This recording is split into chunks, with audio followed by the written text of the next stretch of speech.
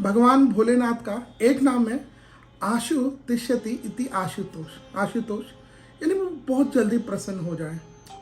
भोलेनाथ के ऊपर वैसे तो उनको श्रावण में या सोमवार में या काफ़ी लोग नियमित कुछ ना कुछ चढ़ा करके प्रसन्न होते हैं, और हमारे भोलेनाथ तो ऐसे हैं, कुछ भी चढ़ाओ प्रसन्न हो जाते हैं।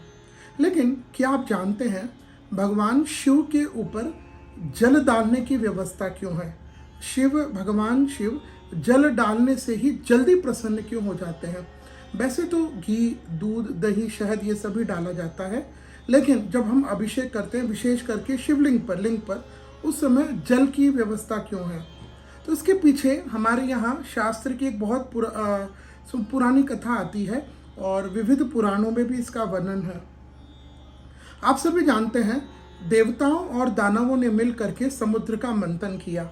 भगवान नारायण के कहने पर एक उस नाग के मुख की और राक्षस थे, और उनकी पीठ की और देवता थे। तो जब मंथन चल रहा था, चर्निंग ऑफ द सी, समुद्र का मंथन चल रहा था, तो सभी को यह आशा थी कि इस समुद्र के मंथन करने पर देवताओं और राक्षसों को, दोनों को यह आशा थी कि अगर हम यह मंथन कर रहे हैं तो यहाँ से अमृत निकलेगा।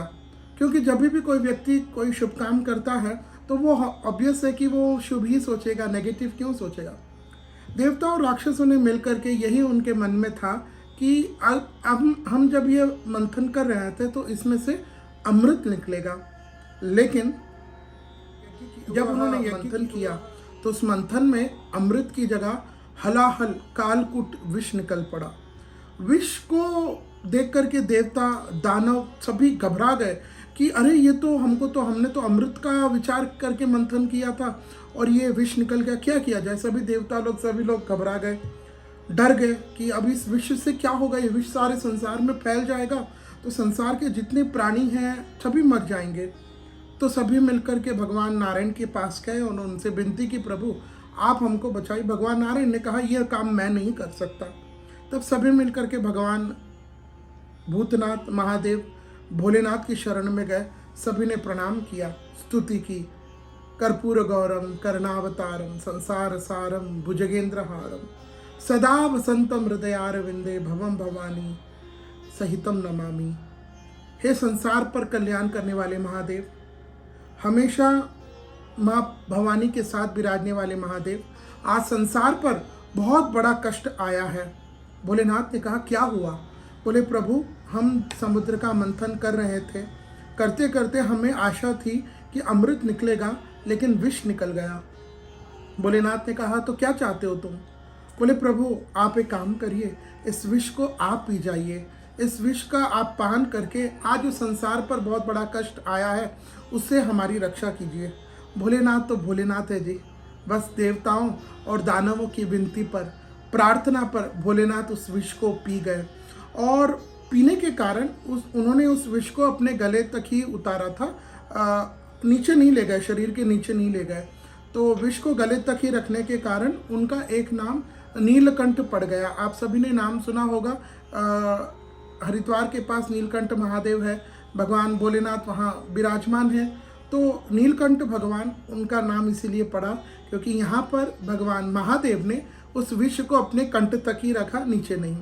तो अब विष का पान करने के कारण उनके अंदर बहुत गर्मी आ गई।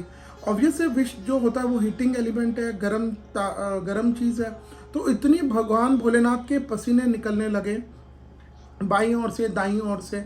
तो ऐसे शास्त्र में कहते हैं कि एक तरफ से जो पसीना निकला वहाँ से नर्मदा नदी का प्राकट्य हुआ, दूसरे से भी निकला जो एक नदी निकलती है गंगा जी, जो सोनप्रयाग में मिलती है आकर के, सोनप्रयाग वाली, वो ऐसे कहीं शास्त्र में इसका भी वर्णन है। तो वो पसीना इतना हुआ कि भोलेनाथ से रहा नहीं गया। भोलेनाथ ने कहा कुछ कीजिए, मेरे अंदर बहुत पसीना आ रहा है।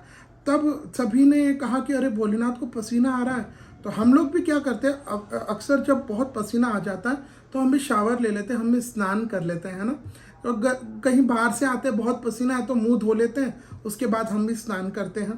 तो भोलेनाथ से भी सभी देवताओं ने यही किया कि जिसके पास कमंडल था तो उस कमंडल का जल भोलेनाथ पर चढ़ाया, किसी के पास जो कुछ था, जो अपनी सामग्री थी, उससे भोलेनाथ पर जल चढ़ाया।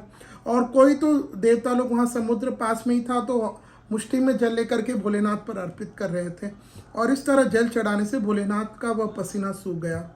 उसके बाद भोलेनाथ ने देवताओं और दानवों को यह वरदान दिया कि आज मुझे बहुत पसीना निकला है, लेकिन आपने मेरे इस पसीनों को दूर करने के लिए मेरे पर जल चढ़ाया है, जिससे मैं शीतलता को प्राप्त हुआ हूँ। इसलिए मैं तुमको वरदान देता हूँ कि भविष्य में जो कोई मेरे ऊपर जल चढ़ाएगा, उसके दुख कष्ट रूपी विष को मैं पी लूँगा, और मैं शीतलता जब प्रदान करूँगा, मैं जब शीतल हो जाऊँगा, तो उसके बदले में जो व्यक्ति मेरे पर जल चढ़ाएगा, उसके दुखों को, कष्ट को मैं दूर कर दूँगा, तुरंत दूर कर दूँगा। तो यह कथा हमारे शास्त्र में वर्णन है।